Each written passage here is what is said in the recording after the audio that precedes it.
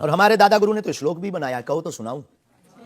चाय पर श्लोक। चाय पर श्लोक आपने नहीं सुना होगा, एक बार केटली गर्भ संभूतम शक्कर पत्ती मिश्रितम कप मध्य विराजते देवी ओम चाय चंडिकाय नमो नमः।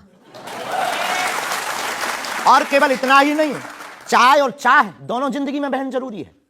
चाय हमारे लिए जरूरी है क्योंकि हमें लगता है कि चाय से गुरु की याद आती है, और जिससे ईश्वर की याद आए वो बुरी चीज भी अच्छी है।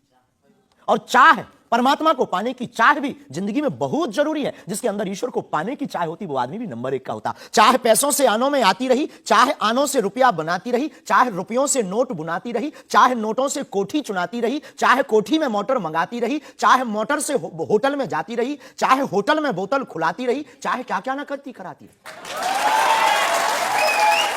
चाहे मोटर से होटल में जाती रही, चाहे होटल में बोतल खुलाती रही, चाहे क्या क्या ना करती कराती रही, चाहे पाली जिन्होंने वो पीले हुए, चाहे छोड़ी जिन्होंने वो रसीले हुए, चाहे जी से लगी जी जरा हो गया, चाहे हरी से लगी जी हरा हो गया। अब एक ही चाहे हमको चाहिए, वो अगर चाहे हनुमान जी तो फिर क्या चाहिए।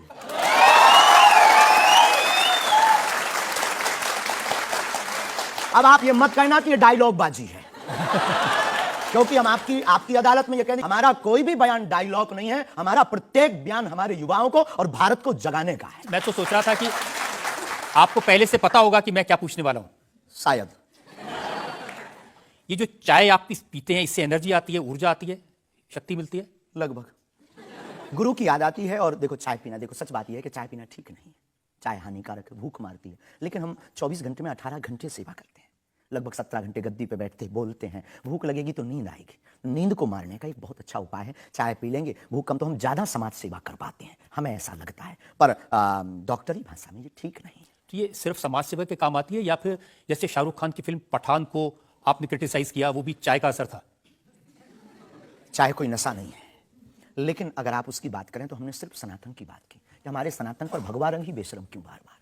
एक फिल्म 1987 के लगभग आई थी, संतोषी माता की फिल्म। संतोषी माता की फिल्म आने के बाद लोगों की भावना इतनी दृढ़ होगी कि शुक्रवार को टमाटर और नींबू बिकना कम हो गए।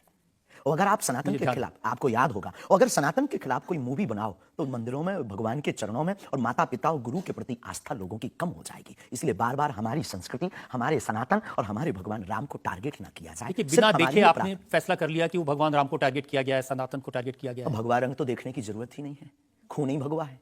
रंग से किसी धर्म को जोड़ना ये तो ठीक नहीं। ये देश तिरंगे का देश है और तिरंगे में तीनों रंग हैं। बिल्कुल है, और सब रंगों का सम्मान करना चाहिए। तो है। तो हमने कभी, अच्छा तो भगवा रंग, हरा रंग भी तो बेशरम हो सकता है। हाँ, क्यों नहीं हो सकता? हो सकता है। हाँ। बस यही हमारी मांग है।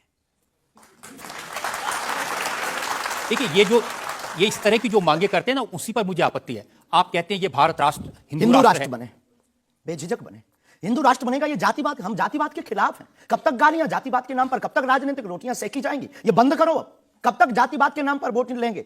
आप ये बंद करो, भारत को हिंदू राष्ट्र बनाओ। सामाजिक समरसता होगी, सब में समानता होगी, सौहार्दता होगी, न पत्थर गलेंगे, न रामचरितमानस जलेगी, न राम के ऊपर कोई टिप्पणी होगी। हिंदू राष्ट्र होगा तो राम राज्य आ जाएगा। भारत विश्व गुरु है।